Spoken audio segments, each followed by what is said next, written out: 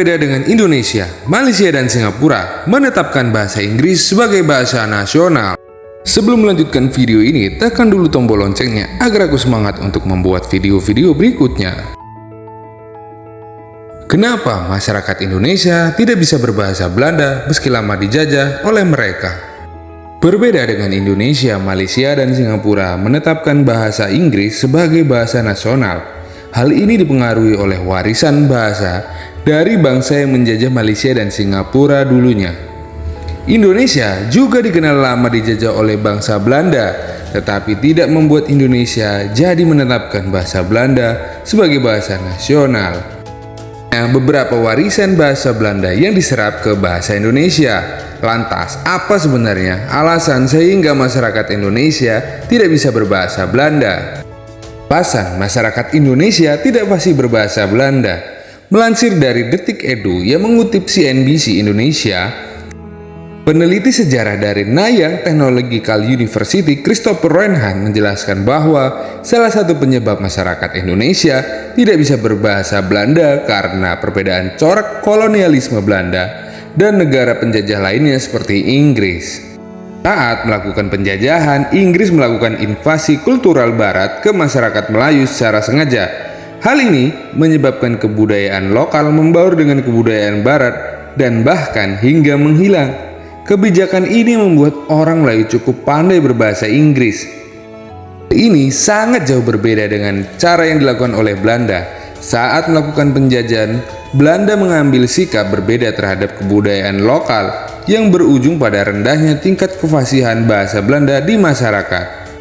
Jelaskan lebih lanjut, ada dua alasan yang mendasari hal tersebut, yakni yang pertama adalah struktural kolonialisme Belanda. Saat masa penjajahan Belanda, masyarakat lokal Indonesia berada pada struktur yang berbeda dengan orang Belanda. Orang Belanda disebut berada di kelas paling atas, sementara penduduk lokal memiliki kasta paling bawah. Bagi orang-orang Belanda, menyebarluaskan kebudayaan kepada penduduk lokal sama saja menganggap penduduk lokal secara kultural. Atas prosesi inilah, Belanda memilih menjaga struktur mereka agar tidak membagikan kebudayaannya kepada penduduk lokal. Yang kedua, ciri negara kolonial. Alasan lainnya yaitu Belanda selalu melihat penduduk lokal Indonesia dari perspektif eksploitasi ekonomi sebagai ciri negara kolonial. Bagi mereka, tidak masalah bila tidak menyebarkan kebudayaan. Satu-satunya hal yang terpenting menurut mereka adalah melakukan eksploitasi dan memberikan keuntungan secara ekonomi. Snow Ronce, salah satu pejabat pemerintah kolonial yang pernah mengatakan bahwa masalah kebudayaan tidak usah dipaksa, biarlah bertumbuh dengan sendirinya tanpa menghilangkan budaya lokal. Reinhardt menambahkan, orang Indonesia seharusnya tidak perlu kecewa karena tidak ada fasih berbahasa Belanda, karena bahasa tersebut bukan merupakan bahasa pergaulan internasional. Akan tetapi, bahasa Belanda juga banyak mempengaruhi bahasa Indonesia dan bahasa Jawa, serta bahasa-bahasa Nusantara lainnya.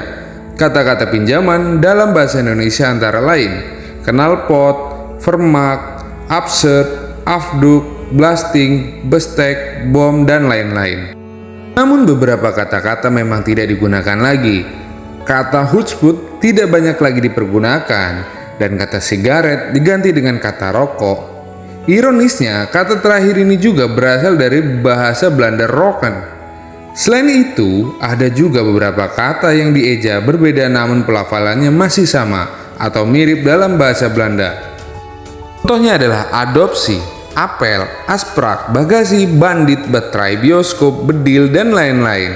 Dan masih banyak kata-kata lainnya. Merdeka Indonesia, beberapa kata berubah, misalkan kata universitas dan kualitas diganti dengan universitas dan kualitas, sehingga ciri khas Belandanya menjadi berkurang. Beberapa kata-kata yang sangat jelas diambil dari bahasa Belanda, beberapa contoh dengan ejaannya dalam bahasa Indonesia, seperti alfabet, air ledeng, arbei, seperti stasiun, teh, ABC atau alfabet, ledeng, PC, netral, otobus, dan masih banyak lainnya.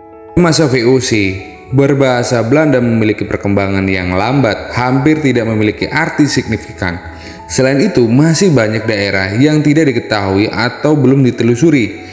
Mereka yang mampu bicara dalam berbahasa Belanda mendapatkan hak istimewa yang lebih banyak. Pekerja yang menguasai berbahasa Belanda diizinkan untuk menggunakan topi, dan wanita pribumi yang berbahasa Belanda diperbolehkan menikah dengan orang Eropa. Di Maluku dan Batavia didirikan sekolah-sekolah Belanda, tetapi tidak semua orang diizinkan untuk bersekolah di sana. Jumlah sekolahnya tidak banyak dan hanya mereka di kalangan elit yang diperbolehkan masuk. Di sekolah mereka berkomunikasi dengan berbahasa Belanda, namun di rumah biasanya menggunakan bahasa Kroel atau bahasa Melayu atau bahasa Jawa.